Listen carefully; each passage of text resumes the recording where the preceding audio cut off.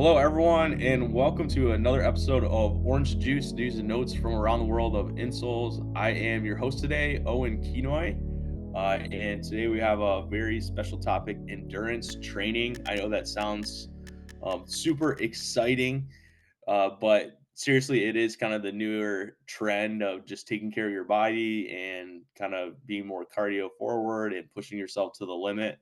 So we have a very special guest with us, actually one of my close friends, Michael Cannon. Michael, welcome to the show. I appreciate it. Thanks for the welcome there. Yeah, no problem. So Michael has experience running in several half marathons. He's completed a marathon. He's done some other races, kind of a relay 200 miler is what he was explaining to me, which I would never do, but props to him. So basically, Michael runs a lot more than I do. He also has a background in personal training and exercise science. So he didn't just wake up one day and decide he wanted to start running like Forrest Gump. Uh, for those of you that know that one, but that's kind of Michael in a nutshell. So we're going to talk about some of his practical experience and just how things have gone and that sort of thing, and go from there. But Michael, I didn't mean to tip you off too much, but how or what events have you kind of trained for the audience, just to give them an idea, or what types of events are you doing in training and whatnot? Yeah, for sure.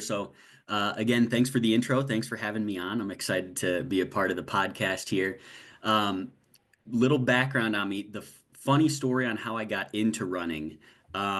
It was the summer between fifth and sixth grade back in the day. I was Oh, going to orientation at the middle school that I was attending. And, being a fifth grade kid, I was obsessed with sports, probably like you, Owen. yep. And it was the first time that I saw a Letterman's jacket at middle school.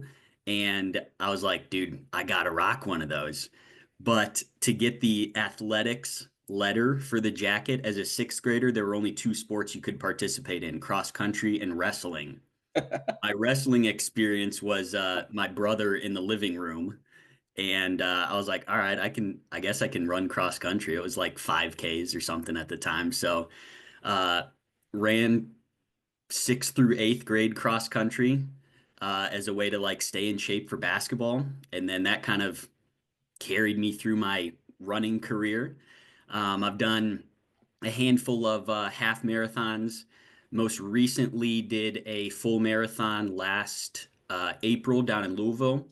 That was a great experience. As you mentioned, couple of relay races. Those were like 200 miler ultras, which was a crazy experience. And then potentially half Ironman on the horizon next year. We'll see about that. But that's a quick little overview of what I've done so far. Perfect. I love you putting the half Iron Man out into the stratosphere. Now that's on record. That's something you're considering. So you're, Speaking it into existence. I'm trying to convince myself to do it. I just haven't pulled the trigger yet. oh, come on, you got this. It's just very easy for me to say. We'll see. So the question: do you have the Letterman jacket still? It's definitely at my parents' house. I'm pretty sure it's hanging in one of the coat closets. That was a prized possession for a few years there. I know I was asking about the events, but I just got so sidetracked by that. That's sick. So Yeah, yeah. Had every to do every sixth grader loves the Letterman jacket, and we actually didn't even have those in middle school, so that's even cooler. But okay, so as you all can hear, Michael has a pretty diverse background in running, something he's been doing for a while and whatnot. Um, Michael's wife likes to brag about how in shape he is, though, and how he loves to hit the gym and do all the weightlifting and all that good stuff. He's totally shaking his head right now. But anyway, so Michael, when you're training for these events, there's this idea that it's not just about working up your cardio and your endurance just by running, because your body can only take you so far. It takes a lot more than that. You may need to work on joint mobility, but more importantly, strength training, so that your body can actually handle those longer distances. Is ultimately the broader idea for the audience. But what role did like weightlifting, strength training, and that sort of thing play just in your training? I guess, like, how often were you maybe lifting? Were there certain exercises, that sort of thing? Yeah, for sure. So, back in college, I was a certified personal trainer, so I had the kind of lifting background to mix in with the running. And then recently, the term hybrid athlete has kind of taken over. You run far and you lift heavy, and that was something that like kind of combined two passions of mine. And I was like, oh, I can get on board with this. So when it comes to like the specific exercises, I wouldn't say my strength training was necessarily like race or running focused. I still kind of did a bro split, like a push pull legs type thing. But what I did find to be super helpful, and I'm using this term real loosely here as an endurance athlete because personally don't feel like that. I just like to have fun in these sort of races. But, um, you know, running even just a 5K all the way up to a full marathon, like your body is going in one direction for so long that I've found like the lateral movements in the gym, moving side to side and getting out of that repetitive range of motion to be super beneficial. Helps your ankles, your knees, your hips.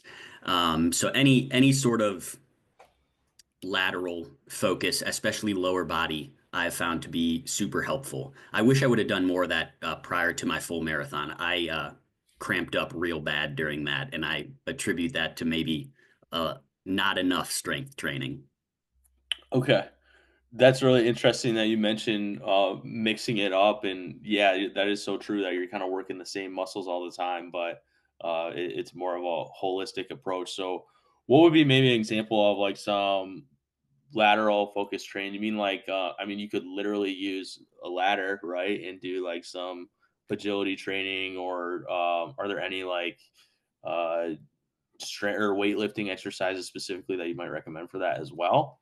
Yeah, I would say I like the I think they're called like skier hops or something. Like you're basically jumping from one foot as far as you can to the right and then jumping on over to the other foot, going all the way to the left, stuff like that. Single leg stuff, whether it's lunges or like an agility hop around cones, like a 3 cone drill, something like that. Pretty much whatever works for you guys, just to keep it mixed up.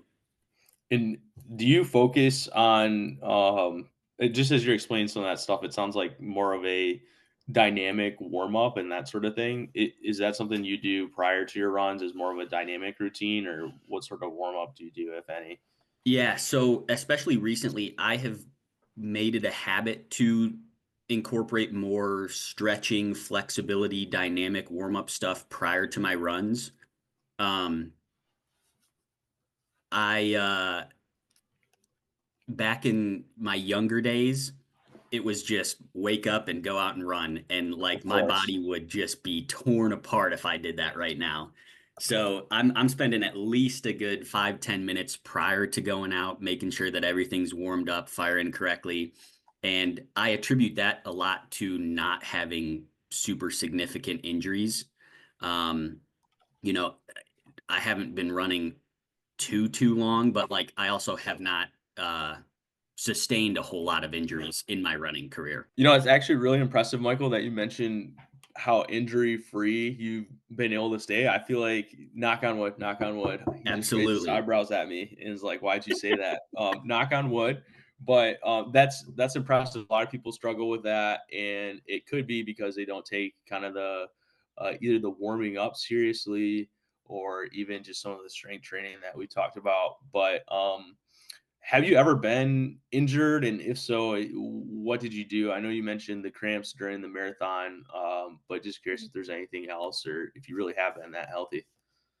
Yeah, luckily running wise, nothing significant other than the cramps. And like I said, I attribute that to maybe a lack of not enough strength training mixed into my marathon prep, in combination with a change of environment and weather.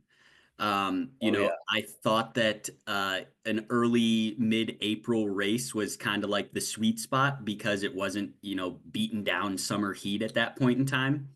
The race was down in Louisville, so it was significantly not overly much warmer than what I was used to, but like training throughout the winter, I was in leggings and sweatshirts and pretty bundled up.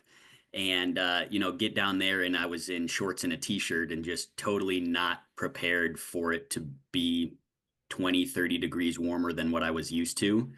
Um, Yeah, it makes a big difference. yeah, so it is what it is. It was a good learning experience. Definitely filed away a lot of info on that. Okay. So maybe we shouldn't ask you because I know like nutrition has a lot to do with cramping. So maybe I'm only joking now, but maybe we shouldn't be asking you about nutrition. But that was kind of next was I um, mean, I guess as far as like nutrition goes, just for the audience, the bottom line is when you're working out for that long of a period, your body is going to need more energy to keep going. So there's all sorts of different things you can do and eat and whatnot. But what do you do or what have you done, Michael, for nutrition? yeah, for sure. So when it comes to nutrition, one of the things that I learned, I think from someone on YouTube or something like that, was um, don't try anything new come race day. So all the nutrition stuff, I made sure I kind of worked the kinks out in the runs leading up to it. You don't want to be out on the course having something that you've never tried before, and maybe it doesn't settle well in your stomach. Maybe you can't get it down. So it's all trial and error in the training process of it. Owen, as you mentioned, when you're exerting effort, for that period of time, your body definitely needs to be refueled. So when it comes to like race specific nutrition, it was a whole bunch of electrolytes to make sure that I was staying hydrated. And then it was the fast acting, easy to digest carb sources. My go tos were the honey stinger waffles. Those things were fire. They were like a nice little, almost candy esque type treat while I was running. And then the little gel packets. I feel like those are hit or miss with a lot of people. Some people love them, some people hate them. I thought that they were good enough flavoring wise. They didn't Sure. mess up my stomach or anything like that. So I would say those were kind of my key foundational aspects when it comes to like intertraining nutrition. Sure. Yeah, the honey stinger waffles, that's so funny you say that. That was a blast from the past because, of course, we had them at Playmakers, the running store I worked at, and it really what you just like look over and see someone just like eating some, and they just look at you and they're like, "Oh, I'm not running right now," but Right? They're good. that's They're good. okay because they are good. That's awesome. Well, yeah, there's all sorts of different things you can try, like Michael mentioned. I personally would recommend going to maybe a local running store if you have one because they have all sorts of different brands and flavors and they've also vetted a lot of them too, like they know which ones aren't popular and that sort of thing. But I guess just when you're training for one of these events, one of the common themes that we've noticed from Michael and even just past episodes is that routine can be really important, and you don't want to shake up your routine too much, especially close to race day, because you just never know if it's something that will help, which would be great, or it could really kind of negatively impact your performance as well. Um, Michael, what is something that you would consider essential for someone kind of new to endurance training to know or to do or just to really keep in mind? Because it can be intimidating for a lot of people. Oh, for sure. So, good question here. When I was first getting into like half marathon and marathon training, a lot of my info comes from YouTube University. So I'm just going on there and following the influencers that are already out there doing this stuff. And I would say the two biggest things that I picked up from that was a, don't compare yourself to people that are out there that have been doing it for decades. They're you might see them on video and they're like, oh yeah, I just ran 15 miles at a 6 minute per mile pace. And I'm like, dude, that's impossible for me. So Yeah, don't get discouraged by that. Um, and then especially on the running front is zone 2 training. So that's like conversational paced cardio. You gotta be able to run slow in order to run fast. So I did basically like 80% of my weekly training was in that zone 2 range, um, where you're going out and running however many miles you need to run that day at a pace that you can just have a casual conversation like this. And then the other 20% of the time is when you're doing those kind of push yourself workouts that might be more track focused. Like I'm doing, 400s at race pace or 200s above race pace. That's definitely going to help improve your cardiovascular strength, but it's also taxing on the nervous system. So you don't want to be doing that all the time. Yeah, that's really interesting. We've actually talked in the past just about how important it is to find your heart rate zones and train within them and kind of know the purpose of it. And there's all sorts of research that can be done on that too. That I'm sure you could get lost for days if you really wanted to, kind of going through it all. Go down a rabbit hole, you'll be there for a long time. Classic YouTube University. What can we say? Oh yeah. Um, as far as training goes, Michael, you mentioned just like kind of doing different routines and where you mostly stay in that Q2 heart range or and that sort of thing. How do you balance pushing training with knowing when to rest? Is there kind of a rule of thumb you follow, or what do you do? I don't necessarily have a rule of thumb. I think it's a combination of like knowing your body and listening to it. Um, Especially during marathon prep, like you're out there for sometimes hours and it's just like you get really in tune with your body and like the little aches and pains and stuff that you feel. And you got to be able to determine like, is this something that I can push through and keep going with, or B, like, is this actually something serious that I need to dial it back and take a rest from in order to recover and train properly? And I think that goes hand in hand with like, we're super fortunate to be living in this era where there's so much technology. There's watches and the Whoop bands and the Aura rings and all that kind of stuff that like tracks your actual workouts and your sleep and your recovery and all that. So I relied on my watch a lot for that sort of stuff too. Um, Monitoring my heart rate during workouts and then checking my sleep score and like my HRV overnight and like all those other metrics. I didn't get too crazy into it, but it was just like a good little indicator of um, can I push myself today? Should I dial it back in order to be able to reach my end goal?